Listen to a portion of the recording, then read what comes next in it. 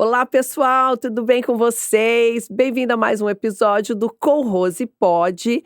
E mais uma vez eu vou pedir para vocês se inscreverem no canal, tá? Que é muito importante para o crescimento do canal. E o YouTube entende que o conteúdo é bacana e aí ele então passa para mais pessoas, tá bom? Compartilha também aí com seus amigos, familiares, tá? Que é legal pra gente. E, claro, dá aquele likezinho pra gente, tá bom? É isso aí, gente. Bom, o meu convidado de hoje é o Denilson Biguetti. Ele é produtor cultural, diretor, professor de teatro, pedagogo. E, nossa, aqui é extenso o currículo do moço. Denilson, muito obrigada. É um grande prazer ter você aqui no meu podcast. Seja bem-vindo. Rose, obrigado pelo convite. É uma honra poder estar aqui nesse momento, compartilhar das minhas experiências, um pouco da minha história, e vai ser incrível essa conversa, pode ter certeza disso. Com certeza, gente. Que sorriso lindo, que simpatia. É um ator mesmo, né, Denilson. O Denilson, gente, ele vai contar já já pra gente tudo sobre a Lei Paulo Gustavo. Paulo Gustavo, esse grande ator, né, que nos deixou aí há um tempinho, mas que fez história, grandes histórias e deixou muita saudade pra gente. Denilson, fala um pouquinho aí sobre a sua história. Como é que você começou no mundo da arte? Bom, começou lá em 1990, né, um jovem comum, tranquilo, estudante de ensino médio, eu já comecei um pouco tarde inclusive, e aí as coisas acontecem como devem acontecer, né, a gente sempre espera na escola. Eu sempre estudei em Verdade. escola pública, e a escola é o grande celeiro, né, onde você realmente quando você tem a oportunidade, as coisas acontecem. E eu tive essa oportunidade, eu estudava na época no Sarrión, Uhum. uma escola extremamente tradicional, Sim, muito muito importante, boa. e eu tive uma professora, sempre é essa Sempre, figura da né. É professora, né, do verdade. professor. E aí essa mulher, que nem era professora de artes, era professora de português, e ela estimulava muito a gente para a leitura, para a poesia, para as artes em geral, e foi ela que trouxe para a sala de aula a leitura, né. E aí eu comecei a ler muito, eu acho que eu já era vocacionado, né, porque Ah, as já coisas elas não é acontecem do nato, nada. né. E um dia ela convidou a gente para ir ao teatro, vamos ver uma peça? E aí a gente juntou o dinheiro, todo mundo ali comprou o ingresso e ela levou a sala toda para o Teatro Procópio Ferreira, aquele espaço maravilhoso ali no subsolo da prefeitura que hoje está Sim. fechado já, né, há muitos anos. Desde o episódio lá de Santa Maria, o Teatro Procópio Ferreira fechou. Ah, é. E aí eu assisti um espetáculo, e aquilo realmente foi um acontecimento na minha vida. E quando eu olhei aquilo, eu falei: "É isso que eu quero fazer para minha vida". E paralelo a isso, eu comecei a procurar na cidade grupos de teatro, e sempre tem aquela galera que ensaia no final de semana, e aí eu encontrei um grupo de teatro chamado Cia Ciclo de Teatro, Uhum. do Cícero, um vendedor da bebidas, na época eu não lembro, era um refrigerante aí. Olha só. E aí ele falou assim: "Cara, vai lá no meu grupo, vamos vai assistir um ensaio", e eu fui. Um mês depois, Rose, eu estava dirigindo aquele grupo. É Eu mesmo? Um mês depois eu era o diretor daquele grupo, um tempo depois eu estava atuando, escrevi o primeiro texto chamado Coisas que Marcam. Em 91 eu estava estreando no Teatro Prudentino, um ano depois eu já estava fazendo festivais, 4 anos depois eu estava me profissionalizando. Paralelo a isso, eu prestei um concurso à prefeitura como professor de teatro e entrei em 92 na prefeitura, onde eu estou até hoje, e já se foram 33 anos de teatro, 31 anos como servidor público, e eu nunca parei. Nunca tive um momento de falar assim: "Este ano eu não vou produzir, esse ano eu não vou dirigir, esse ano eu não vou dar aula". Como gestor público, essa é a minha história, né, 31 anos Uhum. de gestão pública. E aí tudo que eu pude aprender, eu aprendi, e aí paralelo a isso, como ator, eu percebi que não era muito a minha vibe, aí eu comecei a dirigir e fui estudar. Fui para São Paulo, né, tirei o meu registro DRT, entendi como era o mercado naquele momento e nunca mais parei. Lá se foram mais de 50 espetáculos dirigidos, enfim. E como é que foi a sua contribuição aí para a profissionalização dos artistas aqui da cidade? Então, eu entendi que para eu estar no mercado, ficcional, porque na verdade a gente não tem um mercado de arte no Sim. país, né? A Uhum. gente vai entendendo como é que as coisas funcionam e vai se enquadrando. Eu entendi que eu precisava me profissionalizar, ter o meu registro como ator. Eu fui, consegui o registro, então, ou seja, virei um artista profissional em Prudente. E aí eu comecei a entender que eu também, além de ser um profissional, eu tinha que me produzir. Eu Uhum. tinha que saber como eu entraria no mercado, porque às vezes você monta um espetáculo, você fica lá 8 meses ensaiando, aí você tem aquele espetáculo pronto, o que que você faz com ele? Então eu entendia que eu precisava me profissionalizar para eu poder me apresentar nas prefeituras, me apresentar no SESC, SESI, ganhar editais. Eu precisava ter um CNPJ, foi aí que eu montei a produtora, a Olho Nu. Tá. E aí, paralelo a isso, eu queria ensinar. E olha só que loucura, eu queria atuar, eu queria dirigir, eu queria produzir e eu queria ensinar. Aí eu fui fazer pedagogia. Falei: "Ai, mas não para ser diretor de escola ou professor, eu queria Sim, era ser um bom professor de teatro, entender como é que entendi. funciona a metodologia de ensino, e não apenas um artista ensinando artista, mas um professor formando artista". Que Fui fazer bacana. pedagogia, fui me especializar em arte e educação e me tornei um professor de teatro. E comecei a dar aula na prefeitura, e a coisa foi acontecendo, porque aí os alunos foram chegando, eu fui formando essas pessoas foram criando grupos, e aí eu acho que nessa conta de desde 1999 que eu mantenho um núcleo estável de formação de atores em Prudente. 99 Olha. foi a primeira turma, já se passaram aí mais de 4.000 pessoas, a gente tem uma média de 150 alunos por ano que passa pelas nossas histórias, né. E como é que surgiu aí a sua companhia de teatro, que é a Mênades e A Sátiros? Menos de Sátiros, ela foi um desdobramento da Cia Ciclo, porque eu fiquei com a Cia Ciclo até 2003, que eu fiquei com essa companhia. Aí, em 2002, surgiu o primeiro curso profissionalizante de teatro em Prudente do Senac, Uhum. curso técnico ator, que dava o primeiro registro profissional. Olha que história incrível, né, porque na verdade Incrível. tudo era amador, né, se você Verdade. quisesse se profissionalizar, você tinha que ir para São Paulo ou para os grandes centros, né, Campinas, enfim, Rio Preto, e aí o Senac trouxe a primeira turma: "Não, vamos montar um curso profissionalizante e vamos dar DRT para essa galera". Montamos uma turma de 30 alunos e eu fui ser o professor dessa turma. Quando acabou o curso de 800 horas, que deu mais ou menos 1 ano e 8 meses, a turma que formou comigo, nós montamos um texto chamado Curto Circuito, do Timoshenko Web, um Uhum. dramaturgo prudentino, um Uhum. dos mais importantes do mundo. É mesmo? Do mundo, nós temos o grande dramaturgo, né, já falecido. Eu montei dele Curto Circuito. E aí, como resultado desse trabalho, a gente criou um grupo para montar o Curto Circuito, que foi Mênades e Sátiros. E aí esse grupo acabou virando o meu grupo.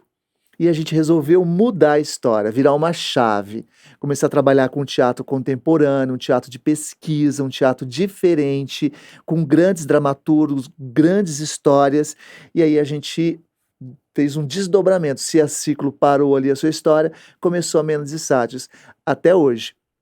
Somos em 6, temos um site que é o grupo menosdesátiros.com.br, temos espetáculos de repertório, a gente viaja muito, a gente já ganhou muitos festivais, a Ai, conta pra gente gente como que é as peças nossa, e os prêmios que vocês pois é, ganharam. hoje a gente está com alguns espetáculos em repertório, a gente faz Dom Casmurro, do Machado de Assis, Uhum. inclusive a gente vai fazer agora, dia 9 de agosto, em Anastácio. A gente faz A Noite das Mal-Dormidas, que é uma comédia que já está há 15 anos em cartaz. A gente faz O Canto do Cisne, do Tchekhov, um dos autores mais importantes russo. A gente faz Angústia, do Tchekhov. Esses espetáculos estão em cartaz hoje e se mantêm em cartaz. Que Então a gente é uma bacana. companhia de repertório. A gente monta espetáculos e, na medida do possível, a gente os mantém em cena. Ainda que os atores vão embora, hoje tem um ator que vem de São Paulo para fazer, o outro vem de Oswaldo Cruz para fazer, mas a gente reúne e mantém em repertório. E o último trabalho nosso é A Morte do Funcionário, que estreou na pandemia, que é o espetáculo mais fresco que a gente tem hoje em cartaz. E é uma companhia extremamente importante, a gente já ganhou mais de 17 PROACs, que é o Programa de Ação Cultural do Governo do Estado. Então, a gente tem uma importância no cenário teatral do interior do estado, como uma companhia estável de pesquisa e que defende o nome de Prudente, com um trabalho realmente sustentável e um trabalho que tem uma tem uma identidade, né, eu digo assim que as pessoas falam que em qualquer lugar que vê um espetáculo dirigido pelo Denilson, da Menezes, a gente sabe que é da Menezes e sabe que é o Denilson, porque a gente tem uma identidade de pesquisa. E é Entendi. isso que a gente busca no trabalho, né, artístico, é ter uma identidade. E tudo isso acontece aqui em Prudente? Tudo isso acontece aqui em Prudente. E essas peças, como que a gente faz para estar assistindo? Bom, a gente tem um site, né, que a gente tem a nossa agenda, Uhum. e aí durante muito tempo a gente abriu uma sede ali no Jardim Paulista, que hoje inclusive é um espetinho ali bem no centro ali do Jardim Paulista, Sim. Aviação, Hã. que era o lugar das artes. Nós locamos um barracão e ficamos 7 anos instalados ali como um espaço de apresentações, a gente se mantinha em cartaz e mantivemos ali a nossa escola, né. Por uma questão de tempo, eu também queria fazer outras coisas na minha vida, a gente encerrou e mantivemos a companhia no Centro Cultural Matarazzo, que é o nosso lugar de ensaio, e a Uhum. gente apresenta, a gente tem uma produtora que nos produz, que é a Cida, e aí a gente vai fazendo, né. Ô Denilson, mas essa escola ela existe aqui, Não então mais, não tem não nenhuma mais. escola de teatro aqui? Agora nós mantemos o núcleo de formação no Centro Cultural. No Centro Nós temos Cultural. cursos às terças à noite e aos sábados de manhã. Nós temos hoje mais ou menos 200 alunos de 5 anos até sem limite. Temos uma turma que vai de 5 a 11 anos, todos pequenininhos que fazem Ai, teatro, coisa linda. depois de 11 a 17 que é turmas de adolescente e acima de 18 que é com quem eu trabalho. Eu trabalho só Uhum. com adultos. O Thiago Cardoso, que é da minha companhia, trabalha com os adolescentes e criança, e a Cida também trabalha com os adultos. Então a gente mantém um núcleo de formação estável E por que que você criou a Olho Nu Produções e Eventos? para fazer a gestão Para das fazer nossas essa gestão. carreiras. É Uhum. uma empresa de produção cultural, ela que faz, a equipe, né, da Menezes Sátios, que é gerido juridicamente pela Olho Nu, que a gente faz os projetos. Porque, Rose, hoje você não consegue trabalhar se você não estiver organizado juridicamente, É né. Então a verdade. gente tem que estar ok com as nossas certidões negativas, ok com os nossos contratos, para a gente poder né, trabalhar e se organizar juridicamente. Então hoje a Olho Nu, ela é a proponente dos projetos de fomento. Então a gente faz muito edital para o governo do estado, a gente ganha muitos prêmios de circulação, é tudo pela Olho Nu, que é a empresa que faz a gestão dos projetos. Então a gente trabalha Aham, muito com fomento cultural, porque entendi. hoje dificilmente uma companhia de pesquisa, ela dá conta de viver da bilheteria. É, Nós fazemos um outro tipo de arte, e essa arte que a gente pesquisa, ela precisa ser fomentada, ela precisa ser apoiada, né, com certo, recursos públicos. certo. E é a Olho Nu que capta esses recursos, que a gente consegue pagar os atores, pagar a Uhum. produção e circular. E essa companhia ela conta com quantos membros? Hoje nós somos em 6. Uhum. E era a Olho Nu que historicamente quando eu montei ela, não era só para fazer a gestão da Menades, né, dos meus atores, mas para produzir, para fazer produção de outros espetáculos. Foi daí que eu tive uma história, né, com a Dercy Gonçalves, eu trabalhei com ela há 5 anos, eu me afastei da prefeitura durante 2 anos e viajei com ela o Brasil Nossa. inteiro, de ponta a Ai, ponta. conta, deve ter sido incrível É. isso. Tudo que eu sei de produção, tudo que eu sei sobre essa questão de gerir atores, de entender como é que funciona o mercado, sabe, de planilhas de bilheteria, de locação de teatros, foi com ela. E ela era realmente aquilo Ela mesmo que a era gente vê? realmente aquilo. A gente tinha Aquela aquela autenticidade, né, autenticidade, existia a personagem Dercy Gonçalves, Uhum. né, que quando subia no palco com o seu ponto, e fazia tudo aquilo que a gente já sabe que ela fazia, mas a mulher que depois saía, tirava a maquiagem, tirava aquela peruca, ia jantar, e levava para o hotel, ela é incrível, assim, ela me ensinou muita coisa, principalmente ela me dizia sempre: "Se você quer que alguma coisa aconteça com você, dê a cara para bater, vá para a rua, se exponha, entendeu? Não se omita, não se esconda". Então eu sempre tive isso de, se eu quero que alguma coisa aconteça comigo, eu preciso estar, né, eu preciso estar no refletor, na luz, e isso ela era muito. E foi uma mulher que foi muito enganada, né, É. ela perdeu muito dinheiro, as pessoas, né, realmente faziam muita coisa ruim com ela. E ela se tornou quando eu comecei a trabalhar com ela já estava endurecida pela vida, né, pela sua Entendi. história. E Tá. aquilo que ela contava nos shows dela, é Uhum. realmente a história real dela. E quando eu parei de viajar com ela, 4 anos depois ela faleceu.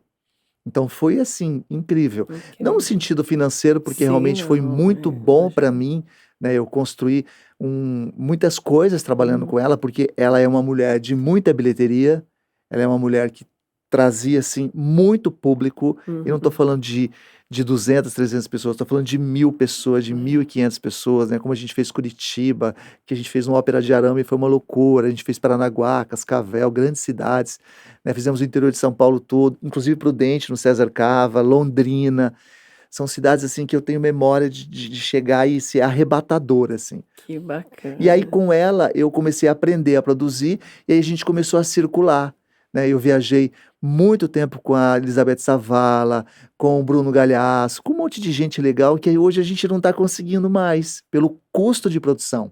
Ah, Então, tá. a gente está muito hoje nos stand-ups, né, Rose, você vê que são trabalhos Verdade, pequenos, pequenos, solos, produção, então é. aquelas produções grandes, né, com grandes atores, realmente está Uhum. muito difícil. E agora eu quero retomar. Esse é um projeto de vida meu pós-aposentadoria aí, que eu tô na É. fase final aí, junto à prefeitura eu vou provavelmente me desligar em breve, porque eu vou me aposentar, e eu quero retomar o meu trabalho como produtor, sabe. Eu quero voltar a circular, quero produzir artistas, e é um trabalho que eu gosto muito de fazer, muito, que é estar Muito circulando. mais que ensinar, você Não. dá aula ou não? Eu vou continuar dando Vai aula a continuar. vida Você ainda inteira. dá aula? É o que eu mais gosto, é de estar na sala de ensaio com os meus alunos e com os meus atores.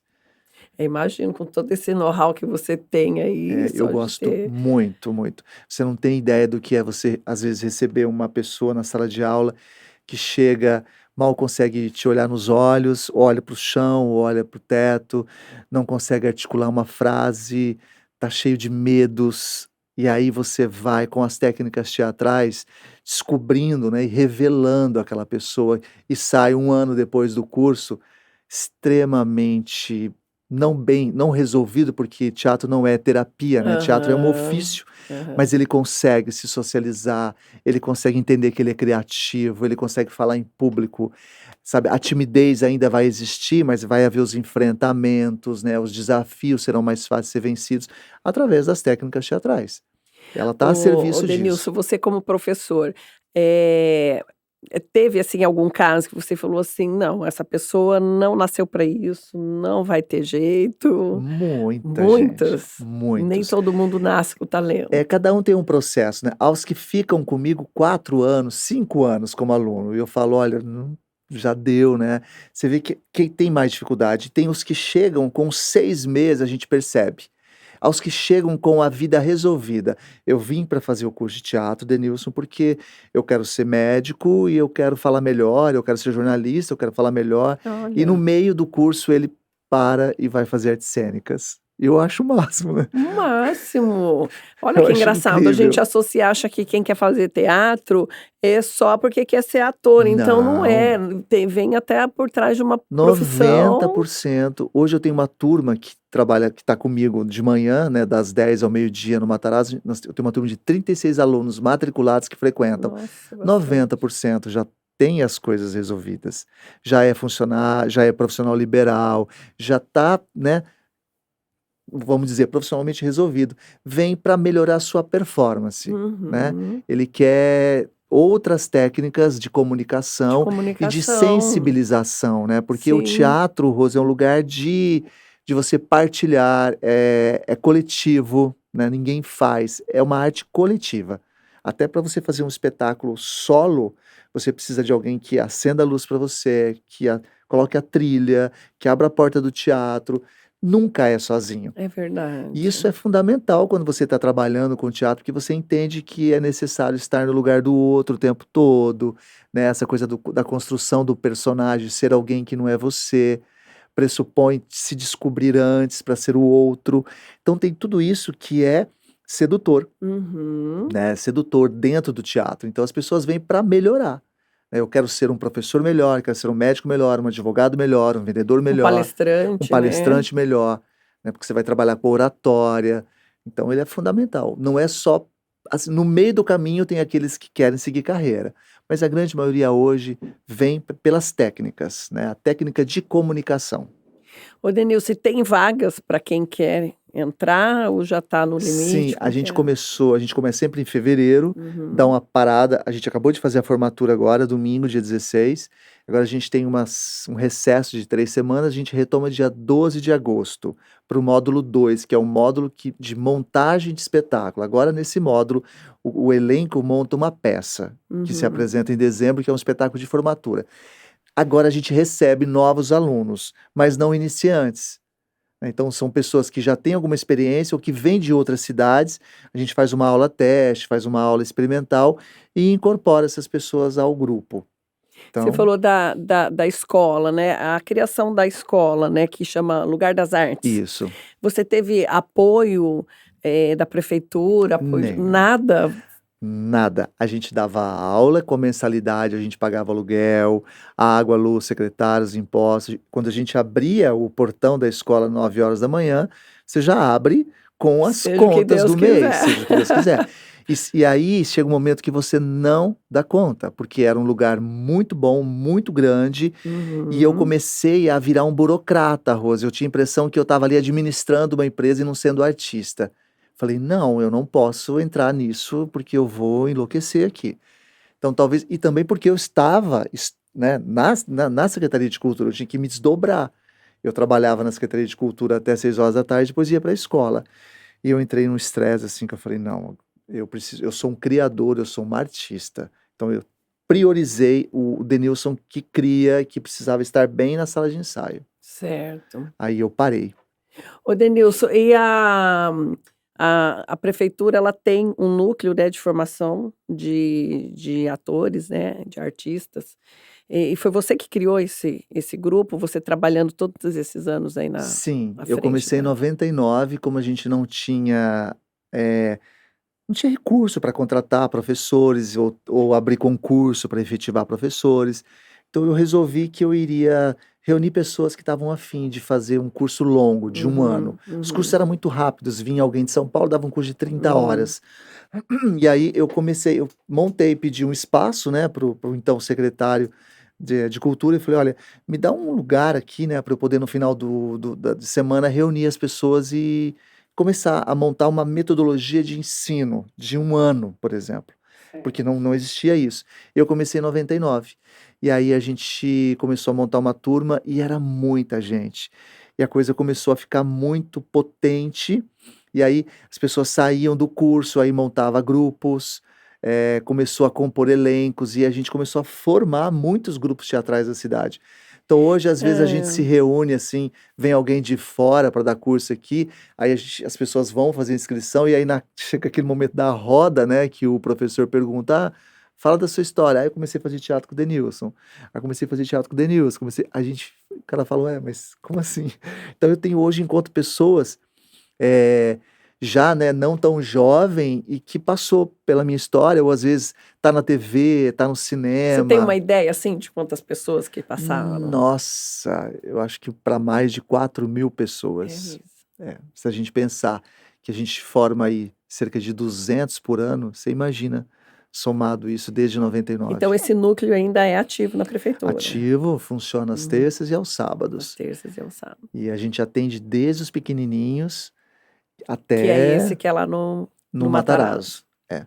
Hoje a cidade já tem outras escolas, a gente tem, o Garimparte, que fica no Parque Cedral, do Hanael, que também mantém lá um núcleo ativo de formação, mas a gente não tem uma escola formal. Nós Uhum. temos o desejo, Rose, de que o Jupira, o conservatório Sim, musical, que é a sim. Escola Municipal de Artes, tenha grade de teatro profissional e Uhum. dança. Nós já aprovamos o curso profissionalizante, tanto de teatro quanto dança, mas a gente não consegue compor o quadro de professores, É infelizmente. É uma mesmo? pena, a gente não O que que conseguiu abrir com falta, Gi? falta vontade, né, falta Hã, também recurso para a gente poder ou abrir concurso para os professores se efetivarem, hã. ou então fazer contratação. né, contratação por CLT, enfim, alguma coisa, uma terceirizada, para a gente compor. E aí nós teríamos o curso profissional de música, que a escola já é, né, já tem um curso profissionalizante, o de teatro e de dança. Então você vê o que que muda, né, na no panorama da cidade, você ter curso profissionalizante, você muda totalmente a qualidade dos trabalhos, né, a gente vira uma referência. Então melhora a qualidade, melhora o público, melhora a quantidade de produção na cidade e você, obviamente, melhora tudo. É. Então O essa é a luta que a gente tem hoje, É, né, profissionalizar a cidade mais do profissionalizar. que ela já é, É né. A verdade. gente tem aí grandes coisas acontecendo na cidade, na cultura. Tem. Ô Denilson, com toda esse tempo aí, né, essa bagagem aí que você tem, eh, teve, assim, algum período ou tá num período crescente que teve mais procura das pessoas, em busca de teatro? Isso foi uma coisa do passado ou ela tem aumentado? Ela não aumentou. Nós Hum. tivemos o período da pandemia, que foi uma coisa É, foi assustadora, pra né, tudo, então a né, gente está travou. retomando. Mas eu ali 2018, 2017, aquele período ali foi muito efervescente. A gente estava, assim, com muita produção, muita circulação, muito recurso. Pensar até de 2012 a 2018, tinha muito recurso, né, muito É, fomento, entendi. muito dinheiro público disponível para os artistas captarem. Uhum, Isso, acontecia de ter recurso no mercado, as pessoas produzem mais, viajam mais, circulam mais. verdade. Aí, pum, né, o É, último governo não ajudou destruiu, muito né, nessa parte, praticamente, né, né. acabou com tudo, agora a gente está reconstruindo. E aí a gente vai falar de um assunto muito bom, né, que é a Paulo Gustavo, e anteriormente a gente já teve Aldir Blanc, que é uma luz no fim do túnel, é de novo um respiro para a cultura, e aí eu tenho certeza que se nós tivemos tempos ruins, vamos viver agora tempos Ai, amém. muito bons para a cultura. Eu digo isso como prova viva, estou à frente da gestão pública e tenho sentido essa força do segmento cultural. Que legal. E tem uma idade certa para não, você falou que começa de Começa com 5 5 anos, anos, a gente é? já E começa vai com até 5 e vai. Tem uns que começa com 5 e aí fica com a gente até a maioridade. como é que é ser um gestor público, assim, com tantos anos e com tantas mudanças, como você falou aí? É uma É um é um desafio isso desafio, aí. porque você tem que estar antenado o tempo todo, né, com as mudanças das leis, né, das coisas que acontecem, né, no país, como agora, por exemplo. Mas quando eu resolvi que eu ia para a gestão pública de cultura, você tem que ampliar. Ainda que a minha formação na arte seja o teatro, hoje eu preciso entender de música, de teatro, de dança, de artes visuais, de audiovisual, de literatura, de cultura popular, porque eu faço gestão de todas essas linguagens. Uhum. Então, a gente precisa dialogar. Então, a gente tem as nossas políticas públicas de cultura. Nós temos o nosso espaço, que é o Centro Cultural Matarazzo, que a gente então faz a administração e eu faço a gestão artística daquele lugar. Então, eu programo teatro, eu programo, e aí no teatro vai música, teatro, dança, aí eu programo as ações da biblioteca, eu digo assim, equipe, né? Então a gente Certo. tem que conversar com a área de literatura, aí você tem que conversar com as artes visuais, porque a gente tem a galeria, aí você tem o cinema, sala de cinema Condensa Filomena Matarazzo, você tem que conversar com quem produz cinema na cidade.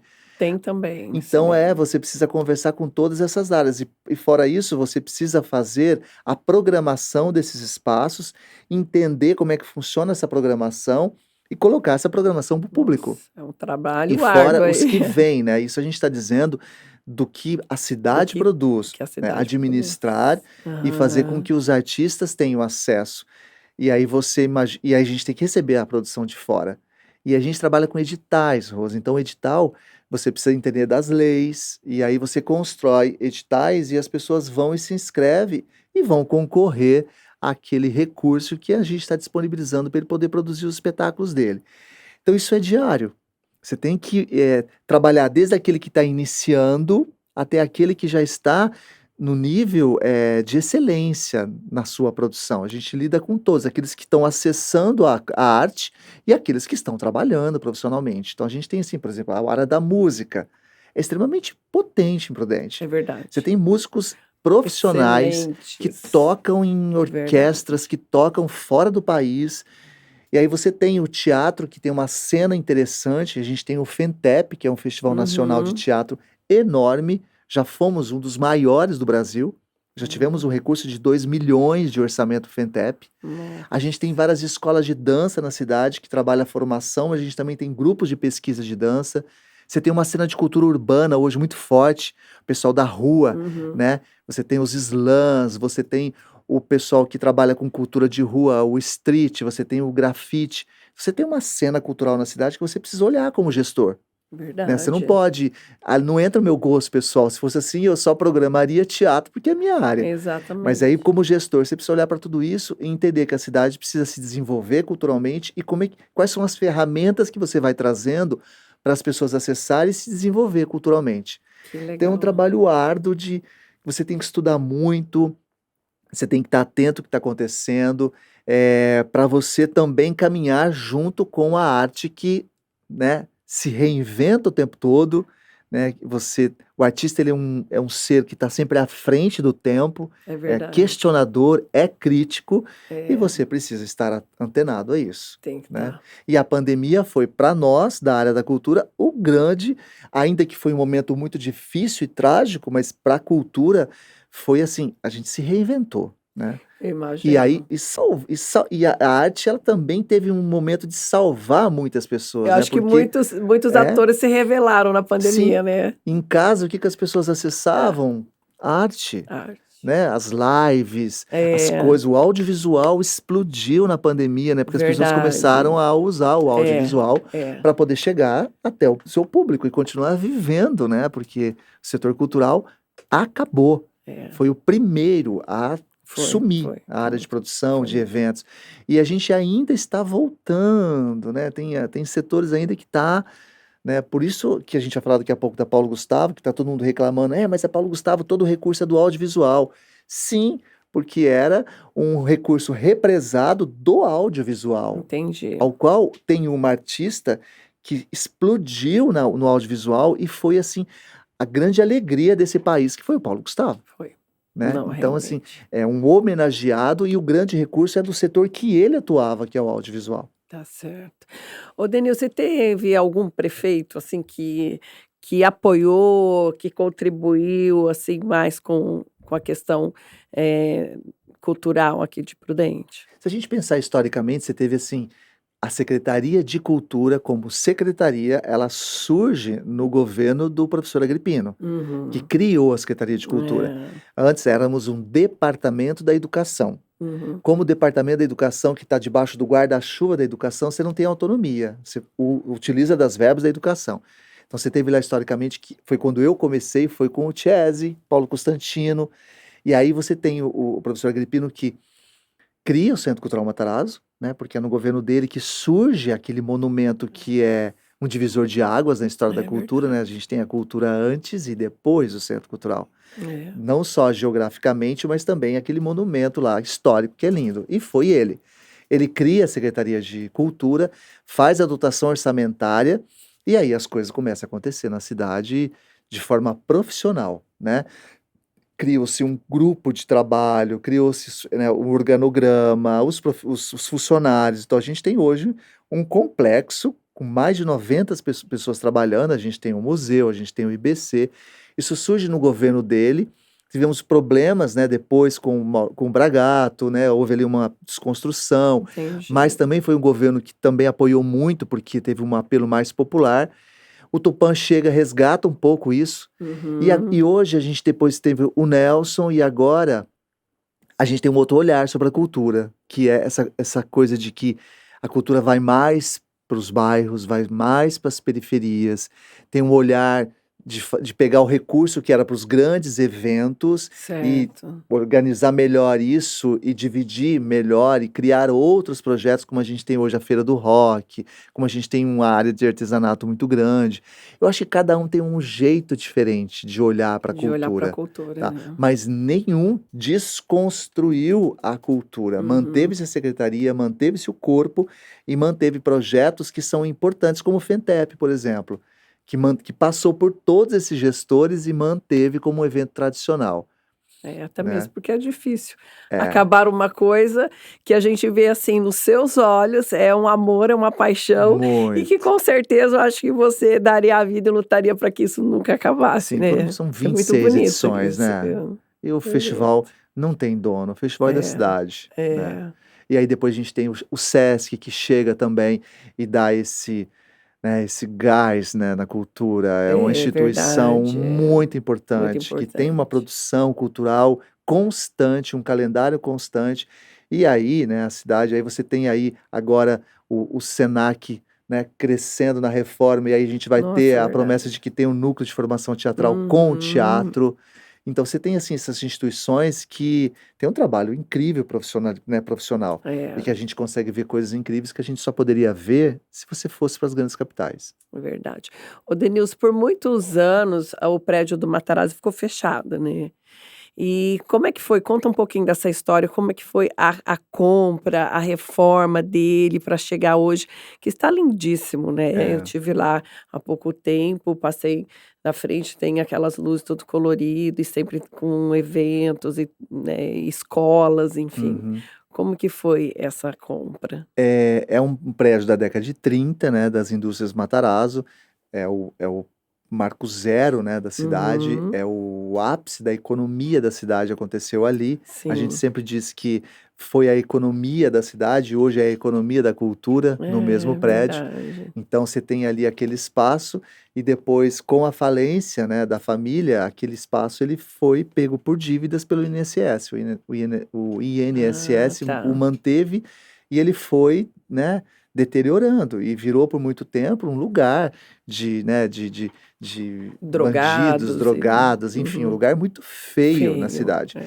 Aí teve alguns governos, como por exemplo do Chiesi, fez uma intervenção, né, tentou ocupar o prédio, né, Uhum. de forma de uma espécie de comodato por um tempo, não conseguiu, o INSS pegou de volta, e aí por uma iniciativa muito importante do Fábio Nogueira, secretário então da época do professor Agripino, resolveu-se que aquilo ali sempre foi o desejo do setor cultural, que aquilo fosse da cultura.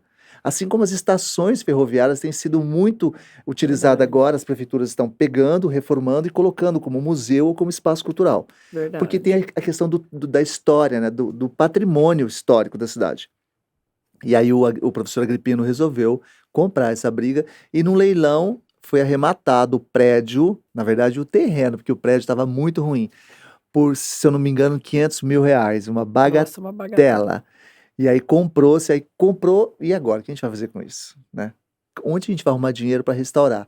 E aí ele colocou de recursos próprios É do município, não mesmo? teve nenhum recurso federal ou estadual até o restauro dele. Foram 5 milhões que foi utilizado para restaurar a parte externa. Então tudo que você vê de tijolinho foi Foi restauro.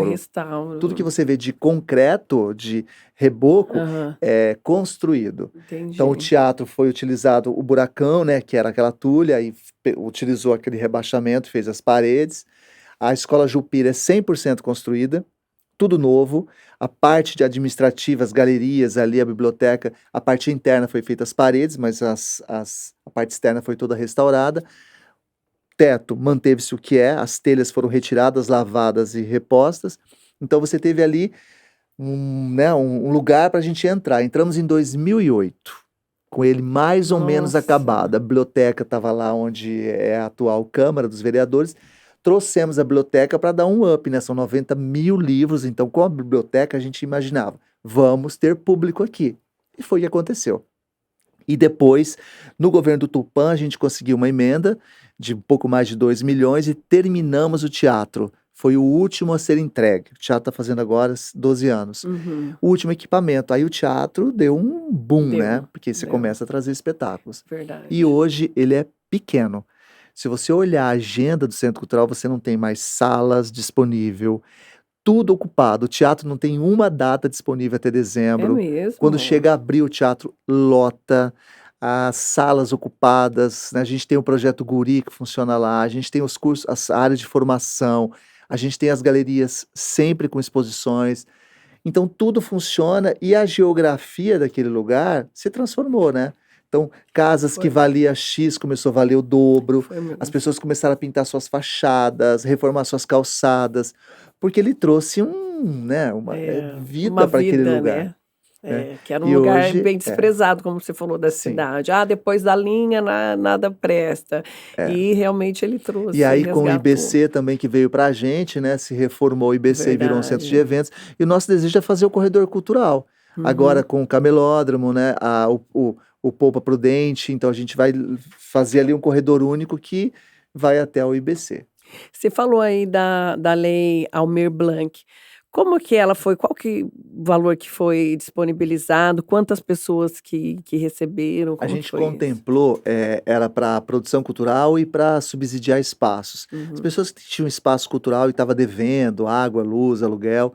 Então, a Aldir Blanc ela foi uma lei emergencial na pandemia, foram 3 bilhões de reais divididos para todas as cidades brasileiras, 50% foi para os estados e Distrito Federal e 50% para os municípios. A gente contemplou cerca de 250 projetos, que deu respiro para as pessoas que estavam com muita dificuldade. Nossa. Rose, para você ter uma ideia, durante a pandemia a gente não tinha nada de cultura, né? Então a gente fazia as É, lives, a gente contratava os artistas com lives, com ações que a gente podia fazer, né? Mostras de teatro online, mostras de dança online e cesta básica. Teve um tempo que a gente entregava nossa. cesta básica. Quem foi muito impactado, além do artista, foi os técnicos, É, né? né? As pessoas que tocavam à Sim, noite, aí os bares fecharam, verdade. o iluminador, a costureira, o cinegrafista, essas pessoas ficaram sem trabalho, né? Porque, Nossa, né, o pessoal dos bastidores, né? Essas pessoas elas verdade. foram muito impactadas. E aí chegou ao Aldir Blanc, a gente fez esse repasse, né? E a gente conseguiu atender. Agora, a Aldir Blanc chega em agosto, a chamado Aldir Blanc 2, e ela vai ficar por 5 anos. Então, durante 5 anos, nós teremos 3 bilhões todos os anos para todos os municípios brasileiros. E depois ela vira, a Rose, política pública. Ela vai ser para sempre um recurso estável para os municípios, como é a saúde, como é a educação. Olha. Então, assim, todos os prefeitos precisam gastar Uhum, obrigatoriamente, senão ele é cassado, entendi. 25% do orçamento com a educação, 12% com a saúde, 2% com a assistência social. A cultura, Verdade. né? A cultura nem orçamento tem, a maioria dos É. municípios não tem nem orçamento. Agora vai ser obrigado. Então, está havendo uma organização da cultura no país que a gente chama de Sistema Nacional de Cultura. Existe o Sistema Nacional de Educação, o Sistema Nacional da Saúde, né? O próprio SUS é um sistema de saúde. Agora, a cultura ela vai ser organizada como um sistema. Então, todo ano, os municípios terão repasse do Fundo Nacional de Cultura para fazer as suas políticas de cultura. Então, nós sabemos que nós vamos ter X reais por ano, então a gente consegue organizar os nossos artistas, organizar nossas secretarias, Uhum. criar os conselhos de cultura, criar os fundos. Então, eu tô com muita esperança dessa organização de mercado, para a cultura não ser a última da fila das Entendi. secretarias e das pastas. Então, a gente vai organizar e profissionalizar o setor, porque somos 3,8 do PIB brasileiro. É mesmo? Temos 8 milhões de empregos direto, e você imagina a cadeia da cultura, o quanto emprego a gente não dá. Porque quando você vê uma peça em cena, você está vendo o iluminador, você está vendo a costureira, o cenógrafo, você está vendo o cara que fez a luz, o cara que fez a música. É É uma verdade. cadeia gigante de É. produção. Então nós temos 8 milhões de empregos registrados e a gente gera muito recurso. E agora saiu a última pesquisa, nós passamos a indústria automobilística.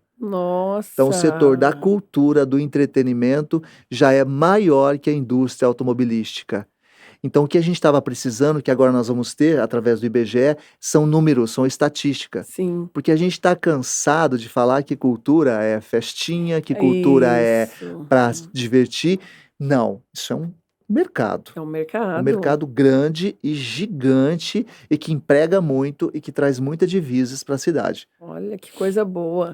São números A gente reais. vê histórias até mesmo como a Dercy Gonçalves, que começou lá, né, tantos Uhum. anos atrás, e que havia até um certo preconceito, ou até mesmo assim, mas você vai viver de arte, você vai morrer Sim. de fome. É. Hoje não, né, Denilson? Então Não. hoje você consegue ter um trabalho, carteira registrada, é reconhecido e Com tudo. certeza, porque assim como eu encontrei um jeito de me manter e viver, né? Eu fui para Uhum. gestão, eu fui dar aula, eu fui produzir.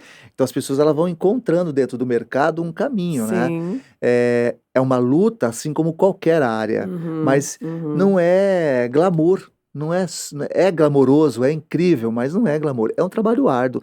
Pois a gente trabalha É muito. sério, né, A gente Denilson? trabalha muito. Quando sério. você vai para o teatro, senta e vê um espetáculo, você não tem ideia do quanto se lutou para chegar ali, do quanto se estudou para chegar ali. Obviamente eu estou falando de quem faz arte séria, Sim. assim como também tem muitos aventureiros que não fazem de forma séria, né?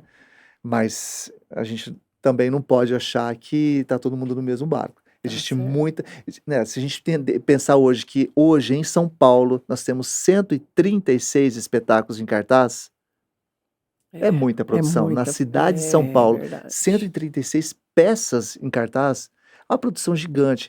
Entre espetáculos alternativos, os musicais, né, os grandes espetáculos, os que estão ali com a portinha, os que estão no porão, Verdade. tá tudo E acontecendo. é uma delícia, né? É, O incrível. teatro, a arte em geral é muito boa.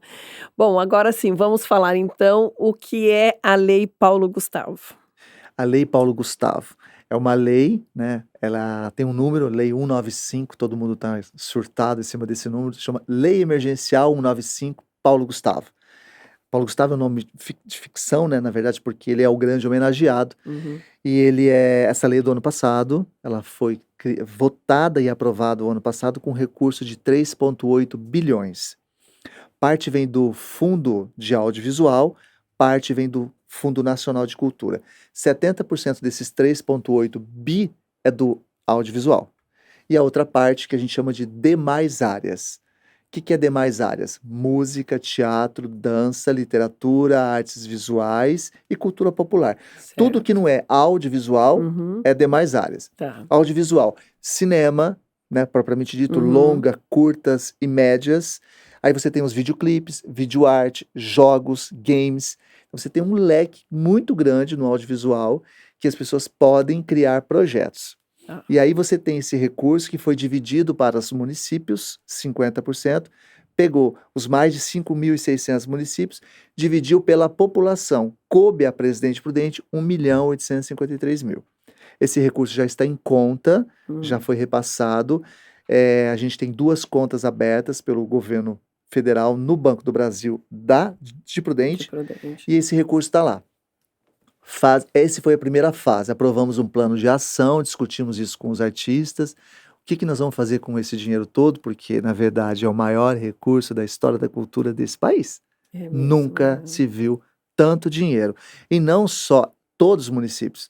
Então você vê município pequeno de 5.000 habitantes, como por exemplo Parapuã, que tem 10.000, eu estou dando assessoria lá, vai receber 100 mil reais. Então uma cidade que nunca teve 1 centavo para cultura, a gente agora vai ter um recurso lá que vai conseguir atender os artistas. E agora a gente está com os editais prontos e os artistas vão poder inscrever os seus projetos. Então o artista que faz longa-metragem vai ter lá 100 mil reais para fazer o seu filme. O artista que faz videoclipe vai ter lá 40 mil reais para fazer o seu videoclipe. Eu estou falando valores, mas eu estou sem o edital aqui. Pode ser, mas é nessa faixa. 20 mil para fazer o seu videoarte. A gente vai ter cachês de 20 mil para produção de shows, para produção de teatro, de dança. Vamos ter cachê de cerca de 10 mil reais para circular com espetáculos pela cidade.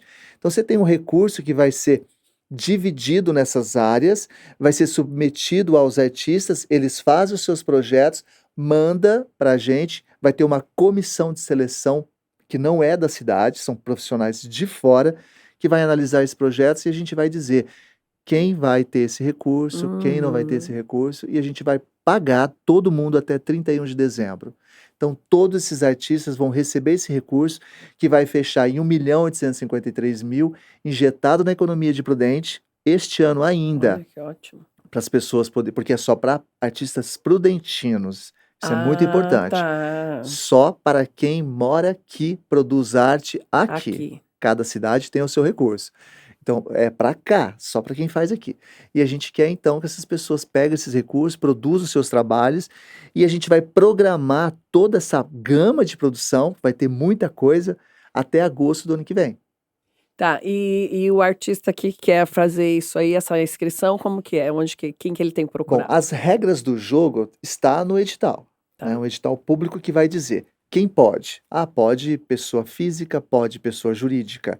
Ah, eu preciso ter um currículo vasto? Não, você tem que provar que você é da área. Para a gente não ter um aventureiro aí, de repente, uma pessoa que não tem nada a ver com arte, pleitear esse recurso. Sim. Você pode escrever projetos diversos. Então, eu sou um produtor cultural, eu atuo no teatro, mas eu também atuo na dança, eu me aventuro a fazer curta.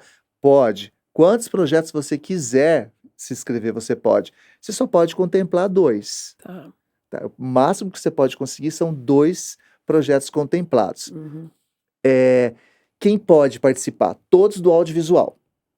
Então, quem faz podcast não pode, né? Ah, Porque que pena, né, gente? o conceito de audiovisual é que precisa. Audiovisual é fim, né? Então, assim, as pessoas têm me perguntam, eu tenho um show, Denilson, eu vou fazer um show lá no tênis, eu vou filmar o meu show musical e vou disponibilizar no YouTube. É audiovisual, né? Não, não é. Porque o que é protagonismo nesta atividade? É o show ou é a gravação que ele disponibilizou cru na plataforma? É o show. Então, o audiovisual pressupõe criação, elaboração, edição, roteiro, narrativa, pressupõe um tratamento que é protagonista daquela atividade. Não é simplesmente você colocar uma câmera e pronto, né? Então precisa roteirizar isso, precisa ter edição, e aí é outra linguagem. Então todo mundo que trabalha com audiovisual pode, com maior recurso, é mais de 1 milhão só para quem faz audiovisual. Música, shows, gravação de CD, teatro, espetáculos, performances, dança, espetáculos, performances, oficinas, cursos, artes visuais, exposição de telas, artesanato, escultura, intervenção, enfim, literatura, edição de livro virtual ou físico, sarau, contação de histórias, todas as áreas, cultura popular, shows populares, carnaval, enfim, é uma gama, é um guarda-chuva gigante que a gente vai fazer. A gente quer que aquela senhorinha lá da periferia que faz o seu crochê, que venha pleitear Paulo Gustavo. Aquele senhorzinho que toca sua viola lá na ponta da cidade, venha pleitear o seu recurso. Todos têm direito. A gente vai instrumentalizar as pessoas, a gente vai dizer para ela como é que ela faz o projeto, a gente quer também deixar esse legado para as pessoas, né? Para que elas aprendam a fazer, para que elas possam concorrer em pé de igualdade aos profissionais.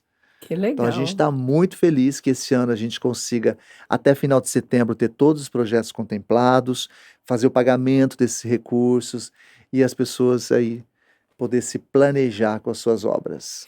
Tá, e quando que começam que data que é para as A inscrições? previsão é, a partir do dia 10 de agosto, esses editais estarem publicados.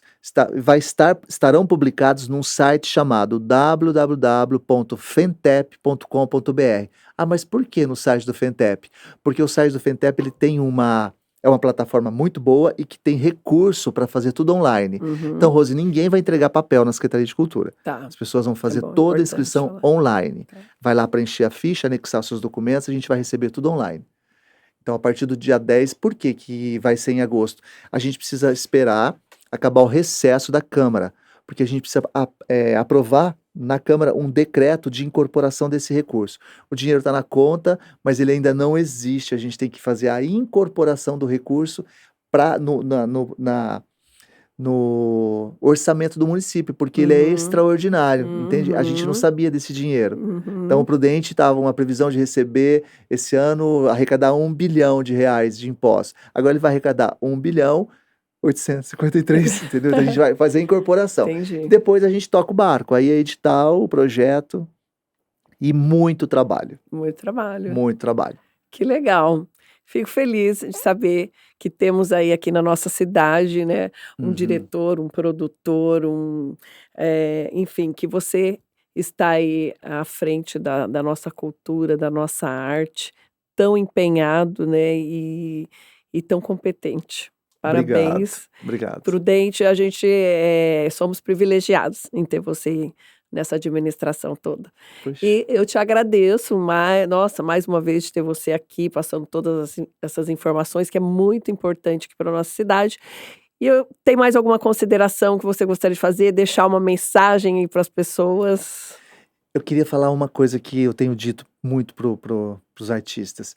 A gente tem todos os nossos direitos, né? Direito ao recurso, direito a reclamar, direito a criticar, direito de pleitear espaço, a financiamento público para nossa arte. Mas a gente tem deveres. Então, tá chegando aí um recurso muito grande e que às vezes muitos não vão conseguir acessar esse recurso porque não está organizado, nem como pessoa física, nem como pessoa jurídica. Uhum.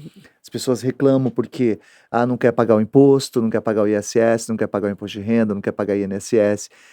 É um mercado muito forte, então eu estou dizendo para as pessoas, se preparem. Prepara o seu currículo, prepare o seu portfólio, sabe, põe a sua ideia, elabora ela, se organize para que você tenha condições de acessar esse recurso, porque ele está disponível. Hoje, Rose, nós sofremos muito, porque a gente tem um recurso público, mas não temos projetos. As pessoas não conseguem escrever e Que pena. pleitear. É uma pena. Isso não estou dizendo só na arte, não. É. Muitas áreas. Então, assim, se preparem. Tá? Vão pesquisar, se organiza, faça tudo bonitinho, organiza seu portfólio, faz o seu clipping, porque vai ser pedido a sua história, né? Quem você é, qual é o teu papel social, que arte você faz, para quem você faz. Não é só o dinheiro pelo dinheiro. Você vai pegar um recurso público, mas você vai ter dever de dar uma contrapartida para a cidade. O que é que você vai fazer com esse recurso? Essa é a grande pergunta. Se for sério, você vai conseguir acessar. Se você não estiver fazendo algo sério, provavelmente você não vai conseguir acessar esse recurso. Então, se preparem. Eu estou dizendo isso porque vai ter muito recurso daqui para frente para a cultura. E a gente está percebendo que as pessoas estão muito ainda nessa relação de, sabe, como se fosse. A De gente pergunta levar para de mim, qualquer jeito. é uma bolsa auxílio? É. Não, isso não é uma bolsa auxílio, isso não é. É Uhum. um né, é um trabalho que É um tem, né, trabalho. mão dupla. Você vai ter um recurso público, mas a gente está pedindo para você também o que você vai trazer. Que produto é esse que você vai disponibilizar para o seu público? É isso aí. Para você que é artista, está aí uma grande oportunidade de mostrar o seu trabalho, né, de crescer aí dentro da sua área. Denilson, mais uma vez, muito obrigada. Olha, que Deus abençoe aí você, todo o seu projeto, toda a sua equipe e que venham muitos espetáculos aí pra gente. Tá bom? Obrigado pela Obrigada, tudo de bom. oportunidade, tá? Gente, é isso aí. Se você gostou, então, mais uma vez, eu peço que você se inscreva, compartilha e dá aquele likezinho pra gente, tá bom? Até a próxima quarta-feira com mais um episódio do Com Rose Pode. Tchau!